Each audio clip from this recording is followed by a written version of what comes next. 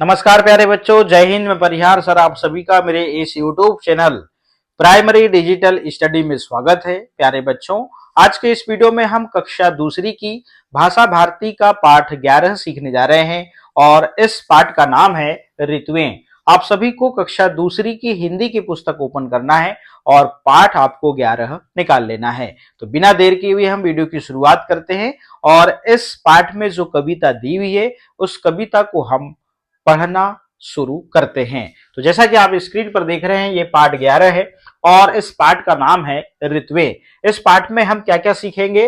लय, ताल एवं उचित आरोह अवरोह के साथ कविता पढ़ना, कविता के भाव को समझना, मुख्य ऋतुओं के बारे में जानना, पर्यायवाची समान अर्थ वाले शब्दों को समझना और री की मात्रा की पहचान करना।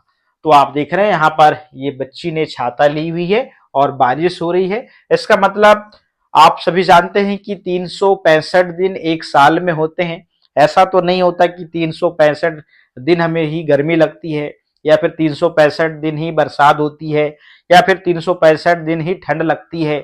इस प्रकार का तो नहीं होता है। मौसम में परिवर्तन होता है और जो परिवर्तन होता है वो ऋतुओं के कारण ही होता है। ठीक है ना। अब बारिश, तो वर्षा ऋतु। अब वर्षा ऋतु में आप देखते होंगे क्या क्या होता है। काले बादल उमड़े आते, रिमझिम रिमझिम वर्षा लाते, ताल तलैया सब भर जाते, कोयल मोर पपीहा गाते, वर्षा की बूंदे इतराती, ओढ़े छाता या बरसाती। इस प्रकार से छोटी सी कविता है। अब यहाँ पे काले बादल उमड़े आते, तो आपने देखा होगा बरसात के समय में आसमान में काले काले जो बादल है वो आते हैं और रिमझिम रिमझिम वर्षा लाते हैं। बारिश होती है कि नहीं होती है। ताल तलैया मतलब तालाब जो है वो, और ताल तलैया मतलब तालाब और जो कुएं हैं ये भर जाते हैं, सब भर जाते हैं। कोयल, मोर और पपीहा जैसी बारिश आती है तो उस बारिश में ये सब गाने लगते हैं और वर्षा की जो बूंदें हैं वो इतराती हैं, तो हम क्या करते हैं, छाता और बरसाती क्या करते हैं, ओढ़ते हैं। ठीक है ना। तो एक बार मैं फिर से गा देता हूं। बारिश मतलब वर्षा ऋतु। काले बादल उमड़े आते, रिम झिम वर्षा लाते, ताल तलैया सब भर जाते, कोयल मोर पपीहा गाते, वर्षा की बूंदे इतराती, ओढ़े चाता या बरसाती। इस प्रकार से आपको गाना है। फिर आता है सर्दी का मौसम मतलब ठंड का। शीत पवन से तन थर्राए, धूप सुनहरी सबको भाए, रात बड़ी दिन छोटे आए, आग तापना बहुत सुहाए, निकले कंबल और रजाई, मफलर टोपी की ऋतु आई। इस प्रकार से देखिए यहाँ पे इस बच्चे ने मफलर और स्वेटर वगैरह पहना हुआ है और आग तापते हुए आपको यहाँ पे दिखाई दे रहा है। ऐसा ठंड के समय में होता है। तो शीत पवन से मतलब ठंडी हवा से हमारा जो शरीर है वो क्या होता है, थर्रा जाता है, मतलब ठंड लगती है। ठीक है ना। और धूप जो है हमें बहुत ही अच्छी लगती है। और ठंड के समय में क्या होता है, सर्दी के समय में रात बड़ी होती है और दिन छोटे होते हैं और हमको आग तापना बहुत ही सुहाता है। और ठंड के समय में हमारे कंबल और रजाई, मफलर, टोपी ये सब क्या करते हैं, ये सब निकलते हैं। और ये कब होता है, ये सर्दी ऋतु में होता है, जब सर्दी ऋतु आती है। तो इस प्रकार से ये छोटी सी कविता है। मैं फिर से एक बार गाता हूं सर्दी की कविता को। शीत पवन से तन थर्राए, तन मतलब शरीर, शीत पवन से तन थर्राए, धूप सुनहरी सबको भाए, रात बड़ी दिन छोटे आए, आग तापना बहुत सुहाए, निकले कंबल और रजाई, मफलर टोपी की ऋतु आई। तो ये सर्दी के मौसम मतलब ठंड के मौसम में ऐसा होता है। चलिएगा आगे चलते हैं। अब यहाँ पे आ गई गर्मी। ठीक है ना। अब गर्मी में आप देखते हैं गर्मी में क्या होता है, धूप तेज होती है और इस प्रकार से हमारे शरीर से पसीना बहता है और हम पेड़ों की छाया के नीचे जो है ठंडक लेते हैं और धूप से बचते हैं। देखिएगा, चले आंधियां धूल उड़ाती, लू चलती तन को झुलसाती, बहे पसीना प्यास सताती, धूप बहुत तीखी हो जाती, ठंडी छाया सबको भाती, जब गर्मी की ऋतु है आती। अब गर्मी की जब ऋतु आती है तो आंधियां जो हैं धूल उड़ाती हैं, ठीक है ना, लू चलती है और तन को झुलसाती हैं, मतलब तेज लगती है, जलन होती है, और पसीना बहता है और प्यास लगती है। निश्चित रूप से जब हमारे शरीर से पसीना निकलेगा तो प्यास तो लगेगी, है ना। और धूप बहुत तीखी हो जाती है और ठंडी छाया जब हमको क्या सबसे अच्छी लगती है, भाती है, जब गर्मी की ऋतु आती है, ठीक है ना। इस प्रकार से आप देख रहे हैं यहां पे भी एक बार फिर से मैं गाता हूं। चले आंधियां धूल उड़ाती, लू चलती तन को झुलसाती, बहे पसीना प्यास सताती, धूप बहुत तीखी हो जाती, ठंडी छाया सबको भाती, जब गर्मी की ऋतु है आती। इस प्रकार से ये कविता है और प्रत्येक कविता को हमने गा के बताया, उसका अर्थ भी समझाया। अब हम चलते हैं शब्दार्थ। तो इस कविता में ऐसे कुछ शब्द आए थे जो कठिन थे, जैसे तपना मतलब गर्म होना, निराली मतलब अलग तरह की, भांति मतलब अच्छी लगना, पवन को हवा कहते हैं। अब यहाँ पे रिमझिम मतलब पानी का धीरे धीरे बरसना, ये रिमझिम कहलाता है। तन मतलब शरीर और शीत मतलब ठंड, तीखी मतलब तेज, ऋतु मतलब कुछ दिनों तक बने रहने वाला लगभग एक जैसे मौसम की अवधि को ऋतु कहते हैं। लू मतलब गर्मी की ऋतु में चलने वाली गर्म हवा को लू कहते हैं, ठीक है ना। अब अभ्यास में चलते हैं। वर्षा कौन लाते हैं? बादल लाते हैं। धूप किस ऋतु में अच्छी लगती है? सर्दी ऋतु में, ठीक है ना। अब लू किस ऋतु में चलती है? गर्मी में, ठीक है ना। इस प्रकार से जो है आपको इन प्रश्नों के उत्तर बोल के बताने, आपको कौन सी ऋतु अच्छी लगती है और क्यों। तो आपको, मुझे ऐसा लगता है कि गर्मी वाली जो ऋतु है वो बहुत अच्छी लगती होगी, और इसमें क्या होता है कि आपको घूमने को मौका मिलता है, आपको ठंड नहीं लगती, है ना। इस ऋतु में ही आपको छुट्टियां मिलती हैं, तो मुझे ऐसा लगता है कि आपको गर्मी की जो ऋतु है वही अच्छी लगती होगी। आपको बताना है, आपको जो ऋतु अच्छी लगती है वही आपको बताना है। बरसात में क्या क्या होता है? तो उत्तर लिखेंगे। बरसात में बादल वर्षा लाते हैं, ताल तलैया भर जाते हैं, कोयल मोर पपीहा गाते हैं और वर्षा की बूंदे इतराती हैं, ठीक है ना। इस प्रकार से इस प्रश्न का उत्तर लिखना है। बरसात के बाद कौन सी ऋतु आती है? तो बरसात के बाद सर्दी ऋतु आती है, मतलब ठंड की, शीत ऋतु, ठीक है ना। हमें पसीना किस ऋतु में आता है? तो हमें पसीना गर्मी ऋतु में आता है। इस प्रकार से इस प्रश्न का उत्तर लिखना है। हमारे देश में कौन कौन सी ऋतुएं होती हैं? वैसे हमारे देश में 4 ऋतुएं होती हैं, वर्षा, सर्दी, बसंत और गर्मी, ठीक है ना। कविता की पंक्तियां पूरी कीजिए। वर्षा की बूंदे इतराती, आप यहाँ पे बूंदे लिखेंगे। ओढ़े छाता या बरसाती, यहाँ पे बरसाती लिखेंगे। रात बड़ी दिन छोटे आए, आग तापना बहुत सुहाए, तो यहाँ पे आप तापना, यहाँ पे रात, यहाँ बरसाती और यहाँ पर बूंदे। इस प्रकार से यहाँ पे शब्द आप लिखेंगे और कविता को आप पूरा करेंगे। चलिएगा आगे चलते हैं।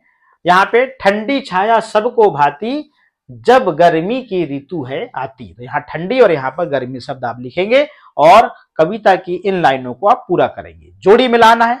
सूरज गर्मी देता है, बादल वर्षा करते हैं, मोर पपीहा गाते हैं, आंधी धूल उड़ाती है। इस प्रकार से आपको जोड़ी मिलाना है। पढ़िए और लिखिए। ये लिखा है ऋषि, आप यहाँ ऋषि लिखेंगे और पूरे भर ऋषि लिखेंगे। और देश, यहाँ पे पूरे भर देश लिखेंगे। वर्षा, यहाँ पूरे भर वर्षा लिखेंगे। सताती, यहाँ पर सताती लिखेंगे, ठीक है ना। चलिएगा आगे चलते हैं। समान तुक वाले शब्दों की जोड़ी बनाकर लिखिए। मैंने पहले बताया था, तुक मतलब अंतिम ध्वनि शब्दों की एक सी होनी चाहिए। जैसे छोटे तो ये मोटे, तो छोटे मोटे, ठीक है ना। बरसाती तो इतराती, तो बरसाती इतराती। फिर कांपना, तो फिर यहाँ पे आपने कहा तापना, कांपना तापना। फिर धूप, फिर कूप, धूप को कूप, इस प्रकार धूप और कूप। रजाई सजाई, इस प्रकार से आपको यहाँ पर समान तुक वाले शब्दों की जोड़ी बनाकर लिखना है। चलिएगा पढ़िए, समझिए और लिखिए। देखिएगा ये है री की मात्रा। अब यहाँ पे त में लग गई री की मात्रा, त्रि और ण, तो तृण पढ़ेंगे, ठीक है ना। ये है त के बाद में यहां धन, फिर री की मात्रा, फिर ण, इसे तृण पढ़ते हैं, तृण तृण, ठीक है ना। अब यहाँ पे क में री की मात्रा क्री और स और क, तो इसे पढ़ेंगे हम कृषक। क्या पढ़ेंगे? कृषक। इस प्रकार से क फिर री की मात्रा फिर स और क, तो कृषक। ठीक है ना। चलिए आगे चले। अब यहां पे पढ़िए और समझिए।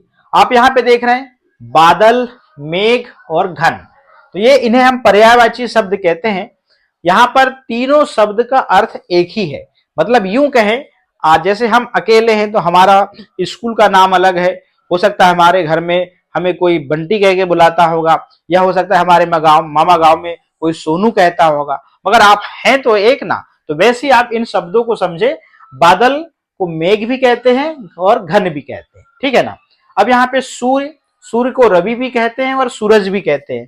ठीक है ना। पेड़ को वृक्ष भी कहते हैं, वृक्ष, और तरु भी कहते हैं। इस प्रकार से ये तीनों शब्दों का अर्थ एक ही है, बस नाम भर अलग अलग है, अर्थ एक ही है। ठीक है ना।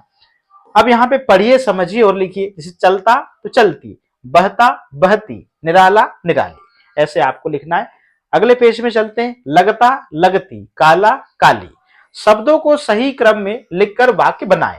जैसे सब भर ताल तलैया जाते, तो ताल तलैया सब भर जाते, आपको सही क्रम में शब्दों को लिखना है और वाक्य यहाँ पे आपको सही बनाकर लिखना है। भाए सबको सुनहरी धूप, तो धूप सुनहरी सबको भाए, इस प्रकार से आपको सही क्रम में शब्द को जमा के वाक्य लिखना है। प्यास पसीना बहे सताती, तो बहे पसीना प्यास सताती, इस प्रकार से आपको लिखना है। यहाँ सर्दी गर्मी और वर्षा से संबंधित चित्र दिए गए हैं, उनसे संबंधित तीन तीन वाक्य लिखिए। आप देख रहे हैं ये सर्दी का चित्र है, तो सर्दी में बहुत ठंड होती है, हम सर्दी में ऊनी कपड़े पहनते हैं, सर्दी में गरम गरम खाना अच्छा लगता है। ठीक है ना। आगे चलते हैं। अब यहाँ पे गर्मी का है, तो गर्मी में बहुत तेज धूप होती है, हम गर्मी में हल्के कपड़े पहनते हैं। ठीक है ना। और गर्मी में ठंडा पानी पीना अच्छा लगता है। अब ये आ गई वर्षा ऋतु, तो वर्षा ऋतु में बहुत बारिश होती है, बारिश में हम छाता और रेनकोट का उपयोग करते हैं, और वर्षा से पेड़ पौधे हरे भरे हो जाते हैं। इस प्रकार से तीन तीन वाक्य लिखना है। अब कविता याद कीजिए और कक्षा में सुनाइए। तो सूरज तपता धरती जलती, गर्म हवा जो रोज से चलती, तन से बहुत पसीना बहता, हाथ सभी के पंखा रहता। इस प्रकार से एक छोटी सी कविता है सूर्य से संबंधित। तो सूरज तपता धरती जलती, गर्म हवा जो रोज से चलती, तन से बहुत पसीना बहता, हाथ सभी के पंखा रहता। ये गर्मी में ऐसा होता है। ठीक है ना।